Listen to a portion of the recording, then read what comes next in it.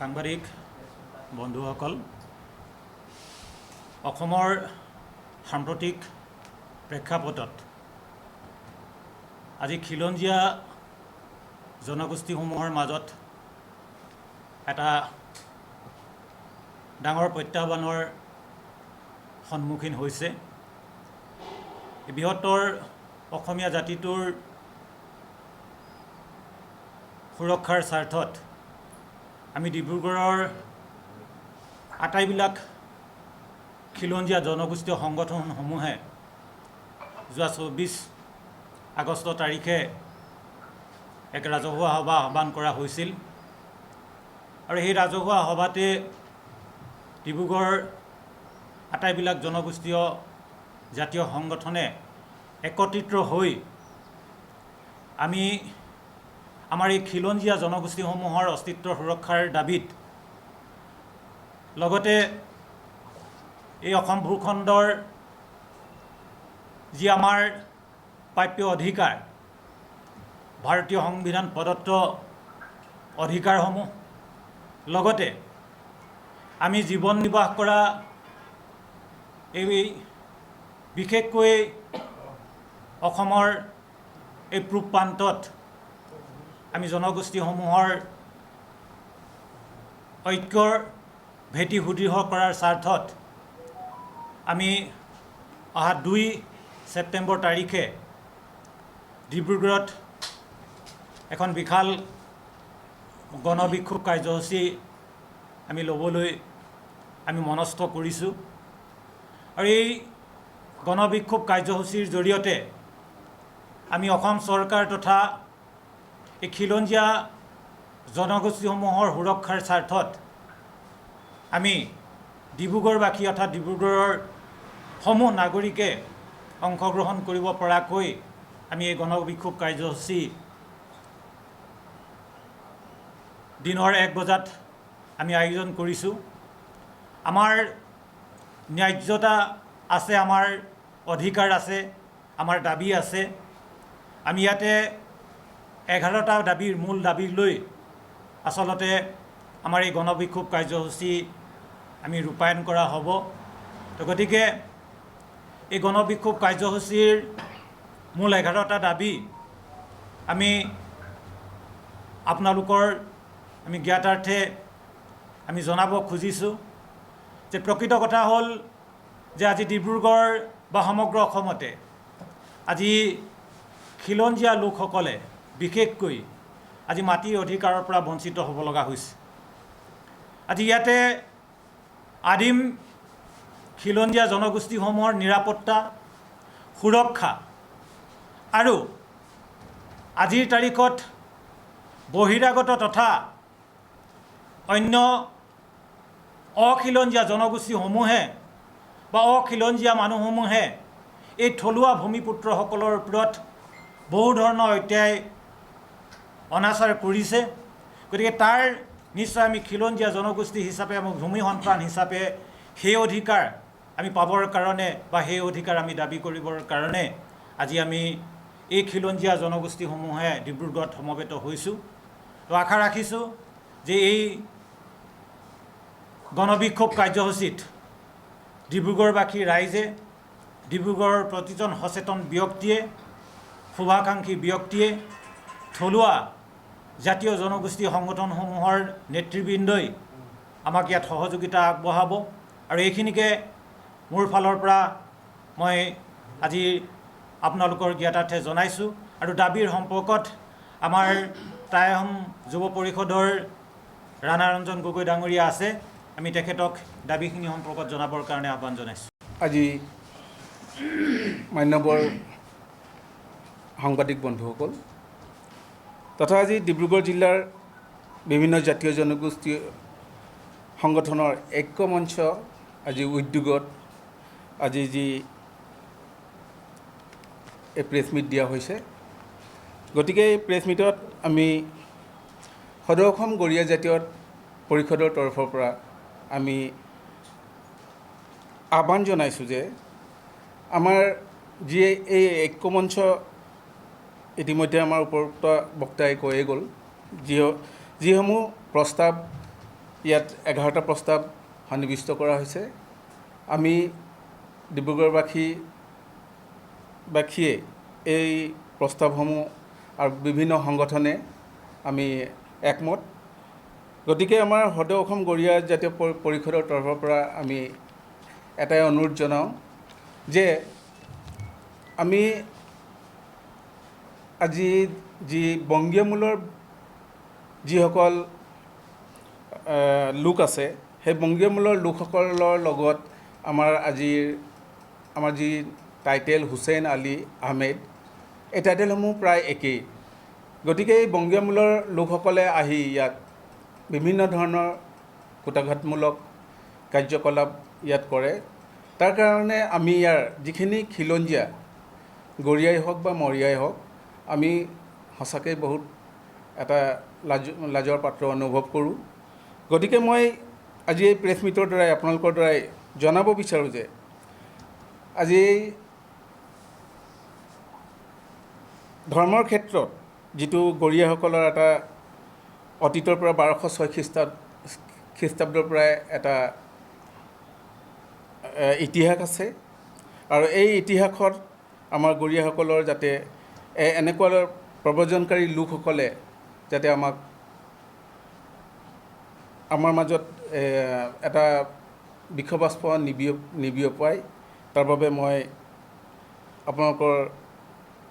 এই মিডিয়াৰ যুগৰ দ্বাৰাই অনুৰোধ জনাইছোঁ। গতিকে আমি গৰিয়া মৰিয়া দেখি জলহা ইতিমধ্যে আমাৰ ডেপুটি কমিশ্যনাৰৰ তৰফৰ পৰা অতি সোনকালে জৰীপৰ ব্যৱস্থা আৰম্ভ কৰিবলৈ তেওঁলোকে এইটো কৰিছে। অহা ছেপ্টেম্বৰ মাহতে এই জৰীপৰ কাৰ্যসূচী ডিব্ৰুগড় জিলাখনত আৰম্ভ হ'ব। আজিৰ পৰা সদৌ অসম গৰিয়া জাতীয় পৰিষদৰ লখিমপুৰ জিলাৰ পৰা প্ৰথম আৰম্ভ হৈছে।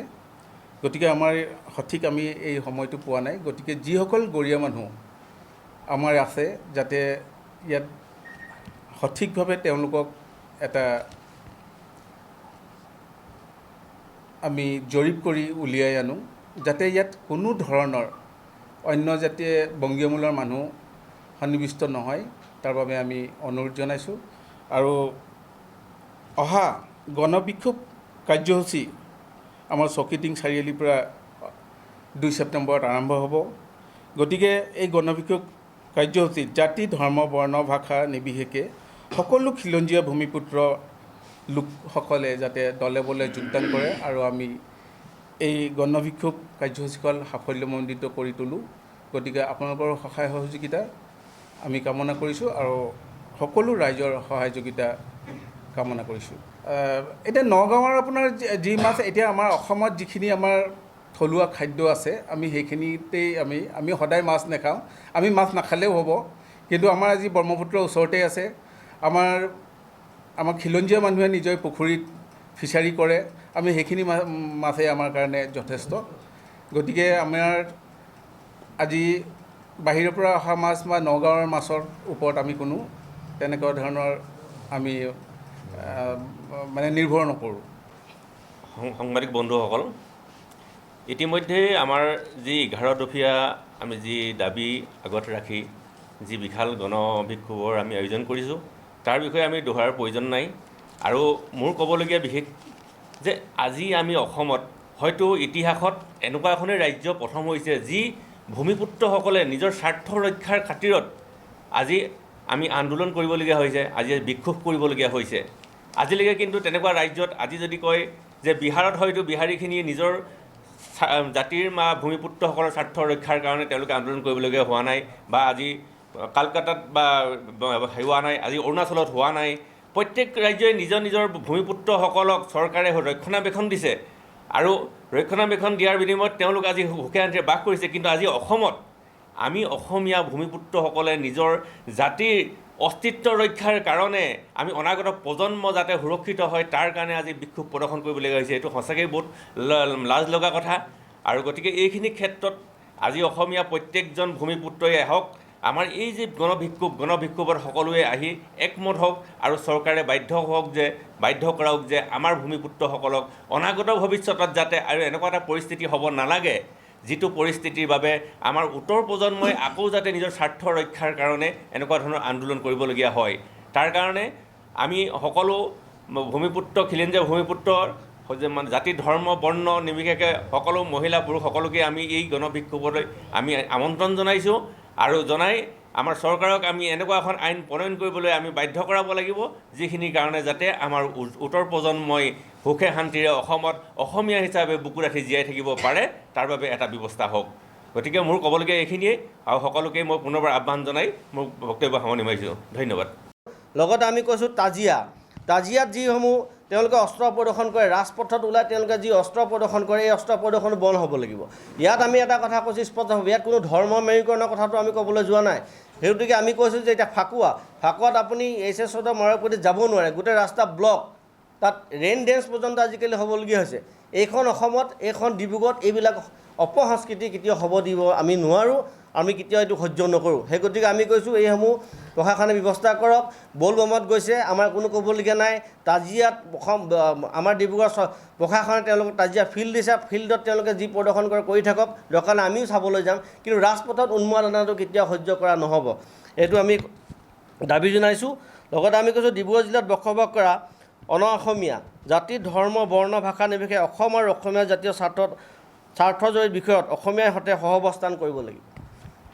এইটো কথা আমি এইটো কাৰণেই কৈ আছোঁ যে যিসমূহ অসমৰ যেতিয়া অসমীয়া ৰাইজৰ থলুৱা ভূমিপুত্ৰসকলৰ ৰাইজৰ স্বাৰ্থজনিত কথা আহে তেতিয়া কিন্তু কিছুমান সংগঠন আমি অসমত দেখা পাইছোঁ বা ডিব্ৰুগড় জিলাত আছে এই সংগঠনবোৰে কেতিয়াও কোনো ৰাজপথলৈ ওলাই নাহে কিন্তু অকল খিলঞ্জীয়া ভূমিপুত্ৰ বা যিসমূহ নিজকে অসমীয়া লগত বিলীন হৈ গৈছে সেইসমূহ মানুহে বা সেইসমূহৰ সংগঠনবিলাকে আমি ৰাজপথত দেখা পাওঁ কিন্তু আজি বান গৰাখহনীয়াৰ ওপৰত অসমীয়া ভাষাৰ ওপৰত অসমীয়া জাতি জনগোষ্ঠী জনজাতিকৰণৰ ওপৰত অসম চুক্তি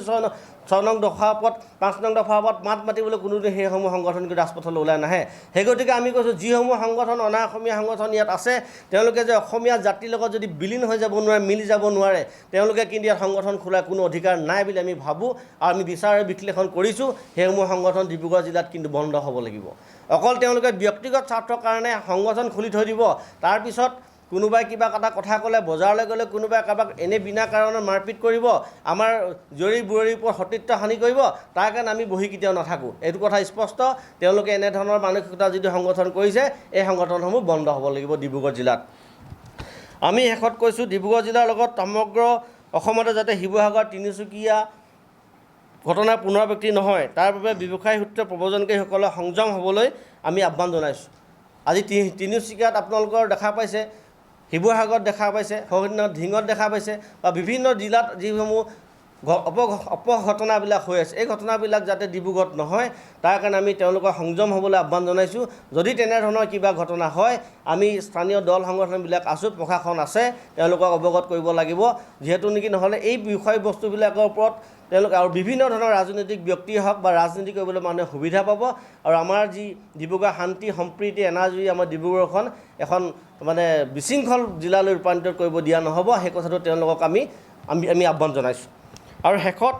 আমি কৈছোঁ অসমত বিদেশী চিনাক্তকৰণ আৰু বহিষ্কাৰকৰণৰ ভিত্তিবৰ্ষ 1951 কৰিবলৈ আমি কৈছোঁ 1951 চন আমি এইটো কাৰণে ক'বলৈ বাধ্য হৈছোঁ যে অসমত আজি অসম চুক্তি হৈছে 1971 অসমত ভিত্তিবৰ্ষ হ'ল কিন্তু ভাৰতবৰ্ষৰ যিখন আইন আছিল 1951 চন 1951 চন গোটেই ভাৰতবৰ্ষত হ'ল তাৰপিছত অসম চুক্তি 1971 1971 হ'ল ইয়াৰ পিছত কি হ'ল এজনো বিদেশী আজিলৈকে খেদালে কোনোবা এখন চৰকাৰে সিদিনা দেখা পালে এজন অবৈধ বিদেশী ভাৰতীয় নাগৰিক হিচাপে তেওঁ স্বীকৃতি পালে তাৰমানে তাৰপিছতে আনিলে তেওঁলোকে NRC আনি 2014 চনলৈ মানুহক অবৈধ বিদেশীক সংস্থাপিত কৰিব বিচাৰিলে সেই গতিকে অসমৰ এই ক্ষুদ্ৰ অসমখনে আৰু কিমান মানুহৰ ভাৰ ল'ব সেই গতিকে আমি কৈছোঁ 1951 ভিত্তিবৰ্ষ কৰক অসম চৰকাৰে ভাৰত চৰকাৰে আলোচনা কৰি তাৰ যিমানসমূহ অবৈধ বিদেশী ইয়াত বা অবৈধ যিসমূহ মানুহ ইয়াত আমি ওলাব সেইসমূহ অন্য ৰাজ্যলৈ বিতাড়িত কৰাৰ এটা গুৰু দায়িত্ব ভাৰত চৰকাৰ ল'ব লাগিব যিহেতু অসমে ইমান আৰু ভাৰ ল'ব নোৱাৰোঁ আমি শেষত কৈছোঁ যে আমাৰ যিসমূহ স্মাৰ্ট মিটাৰ অসম চৰকাৰে লগাইছিল মুখ্যমন্ত্ৰী ডাঙৰীয়া কৈ আছে স্মাৰ্ট মিটাৰবিলাক বোলে চৰকাৰী কাৰ্যালয়তহে লগাইছিল কিন্তু আমি দেখা পাইছোঁ চৰকাৰী কাৰ্যালয় নহয় আমাৰ গাঁৱে ভূঞে স্মাৰ্ট মিটাৰ লগাইছে টাউনতো লগাইছে যিসমূহ স্মাৰ্ট মিটাৰ আগতে যদি 500 টকা বিল আহিছিল আজি তাৰিখত 1500 টকা বিল আহিছে এইটো কেনেধৰণৰ স্মাৰ্ট মিটাৰ হয় সেই গতিকে আমাৰ থলুৱা আমাৰ কৃষক যে কৃষি সমাজখন আছে ডিব্ৰুগড় জিলাত এই মানুহসকলে কৃষি কাৰ্য উৎপাদন কৰি আজি চাহ বাগানীয়াবিলাক আমাৰ আছে, তেওঁলোকৰ অঞ্চলত তেওঁলোকে 275 টকা তেওঁলোকে হাজিৰা পায়। যদি তেওঁলোকে কিমান টকা দৰমহা পাব আৰু কেনেকৈ স্মাৰ্ট মিটাৰলৈ কাৰেণ্ট কেনেকৈ জ্বলাব? সেই গতিকে অসমৰ বিভিন্ন ধৰণৰ ৰাজ্যততো বিজুলী বাতি ফ্ৰী দিছে। অৰ্থাৎ আমাৰ অসমত কি কৰিছে, বিজুলী সেৱা আগবঢ়োৱাৰ নামত উল্টাই আৰু টিপুলকৈ কৰ লগাব, এই কথাটো আমি কেতিয়াও মানি ল'ব নোৱাৰোঁ। আৰু মুখ্যমন্ত্ৰী ডাঙৰীয়াই যিটো কথা কৈছিল, চৰকাৰী যিবিলাক কাৰ্যালয় আছিল, আজি কেইটা কাৰ্যালয়ত লগালে তেওঁলোকে স্মাৰ্ট মিটাৰ? যদি তেওঁলোকে তথ্য দিব পাৰে আমিও চাম, কিন্তু আমি জনাত কোনো কাৰ্যালয়ত লগোৱা নাই। প্ৰথম তেওঁলোকে লগাইছে অসমৰ গাঁৱে ভূঞে থকা থলুৱা ৰাইজসকলৰ ওপৰত। সেই ভূখন কেতিয়াও খহিব দিয়া নহ'ব। সি যিয়ে চৰকাৰ নহওক, বিজেপি চৰকাৰ হওক, কংগ্ৰেছ চৰকাৰ হওক, অসমৰ যিয়ে চৰকাৰ হওক, অসমৰ থলুৱা ভূমিপুত্ৰ ৰাইজৰ যদি অপজিশ্যন কোনোবা চৰকাৰে কাম কৰিবলৈ আহে তেতিয়াহ'লে আমি মাতিমেই। ইয়াৰ কাৰণে যদি আমি চৰকাৰ ৰোষতো পৰিবলগীয়া হয় তেতিয়াহ'লে আমি ৰোষত পৰিবলৈ আমি বাধ্য আছোঁ। ধন্যবাদ। আৰু বাকী আমাৰ আছে ক'বলগীয়া, আমাৰ মাজতে আছে আমাৰ আটচাৰ, আমাৰ বিষয়ববী আছে, গৰিয়ামূৰীয়া জাতীয় পৰিষদ আছে, আক্ৰাছু আছে, মটক যুৱ ছাত্ৰ সন্মিলন আছে, কৈৱৰ্ত যুৱ ছাত্ৰ সন্মিলন, যেনেকৈ আমি যিমানকেইটা সংগঠন আছোঁ সকলোৱে বক্তব্য আপোনালোকক ল'বৰ কাৰণে মই অনুৰোধ জনাইছোঁ। ডিব্ৰুগড় জিলাৰ জাতি জনগোষ্ঠীয় সংগঠনৰ ঐক্যমঞ্চৰ তৰফৰ পৰা অনুষ্ঠিত কৰা সংবাদমেলত উপস্থিত থকা সন্মানীয় সাংবাদিক বন্ধুসকল, ইয়াত উপস্থিত সকলো জাতি জনগোষ্ঠীৰ নেতৃবৃন্দ, আজি ডিব্ৰুগড় জাতীয় জনগোষ্ঠীয় ঐক্যমঞ্চই যি 11 দফীয়া দাবীক সন্মুখত লৈ অহা 2 ছেপ্টেম্বৰ তাৰিখে যি গণবিক্ষোভ কাৰ্যসূচী ঘোষণা কৰিছে, এই কাৰ্যসূচীত আমি অসম চাহী ছাত্ৰ সন্থাই পূৰ্ণ সমৰ্থন জনাই আৰু আমি ক'ব বিচাৰোঁ যে ইয়াত উল্লেখ কৰা যিসমূহ দাবী আছে, এই দাবীসমূহ অসম আৰু অসমীয়াৰ স্বাৰ্থত, ডিব্ৰুগড় জিলাত যিসকল খিলঞ্জীয়া জাতি জনগোষ্ঠীৰ লোক আছে তেওঁলোকৰ অস্তিত্বৰ স্বাৰ্থত। ইয়াত বিশেষকৈ 3 নম্বৰত যি দাবী আছে যে 10 বিঘাৰ ওপৰত যিসকলৰ বাহিৰাগতৰ ভূমি আছে তেওঁলোকক এই ভূমি উভতাই অসমীয়াৰ হাতত উভতাই দিব লাগে। এই দাবীটোত আমাৰ বিশেষকৈ চাহ বাগিচাৰ যিসকল খাটি খোৱা চাহ শ্ৰমিকসকলৰ সপক্ষে দাবীটো আছে বুলি মই ভাবোঁ। কাৰণ আমি দেখিছোঁ যে বাগিচা খোলাৰ অজুহাতত আজি শ বিঘা ভূমি বাহিৰাগতৰ হাতত আছে। বাগিচা খোলাৰ যি ভূমি আছে তাৰ উপৰিও তেওঁলোকে ভূমিসমূহ মানে যিবিলাক ভূমি কৃষি কৰ্মৰ কৰিব পৰা যায় সেই ভূমিসমূহ মানে বাগিচাৰ আণ্ডাৰত আছে আৰু তেওঁলোকে সেই ভূমিসমূহ কি কৰিছে, শ্ৰেণী পৰিৱৰ্তন কৰি আচলতে কঠাকৈ আজি বহু বাগানৰ মাটি মানে বিক্ৰী হৈ আছে। আৰু দ্বিতীয়তে ক'ব বিচাৰোঁ যে যি ৰাষ্ট্ৰীয় ঘাইপথ হওক বা যিবিলাক উদ্যোগ বহিছে চাহ বাগিচাসমূহত, এই চাহ বাগিচাসমূহত উদ্যোগ বহাৰ কিন্তু ক্ষতিপূৰণ আজি কোনোবা জয়পুৰত আছে তাৰ একাউণ্টত গৈছে, কোনোবা কলিকতাত আছে তাৰ একাউণ্ট বৈ গৈছে। এই পইচাসমূহ অসমৰ খাটি খোৱা শ্ৰমিক কৃষকৰ স্বাৰ্থত কিন্তু ব্যৱহাৰ হোৱা নাই। গতিকে আমি এই যি 3 দফীয়া দাবী, 3 নম্বৰ যি দাবী ইয়াত উল্লেখ কৰিছে ডিব্ৰুগড় জাতীয় জনগোষ্ঠীয় ঐক্যমঞ্চই, এই দাবীটোৰ ক্ষেত্ৰত আমি চাহী ছাত্ৰ সন্থাই পূৰ্ণ সমৰ্থন জনাইছোঁ আৰু আমি একেমুখে সকলো জাতি জনগোষ্ঠীৰ লগতে আমি ক'ব বিচাৰোঁ যে এই যি গণবিক্ষোভ অসমীয়াৰ অস্তিত্ব ৰক্ষাৰ কাৰণে এই বিক্ষোভ আৰম্ভ হৈছে, অসমীয়া জাতিৰ সুৰক্ষিত ভৱিষ্যতৰ কাৰণে এই গণবিক্ষোভ গঢ়ি তোলা হৈছে। আগন্তুক হাজাৰ বছৰ যাতে অসমীয়া লোকসকলে মূৰ তুলি নিজৰ মাটিত পোন কলি যাতে জীয়াই থাকিবৰ কাৰণে তাৰ কাৰণে এই আমাৰ আন্দোলন আৰম্ভ হৈছে। গতিকে মই সকলো শ্ৰেণীৰ ৰাইজক এই গণবিক্ষোভ কাৰ্যসূচী অংশগ্ৰহণ কৰি যাতে অসমীয়াৰ যি স্বাভিমান, অসমীয়াৰ যি একতা, এই একতাটো আমি পুনৰবাৰ যাতে ডিব্ৰুগড়ত দেখাব পাৰোঁ তাৰ কাৰণে সকলোকে ইয়াত উপস্থিত থাকিবৰ কাৰণে অনুৰোধ জনাইছোঁ।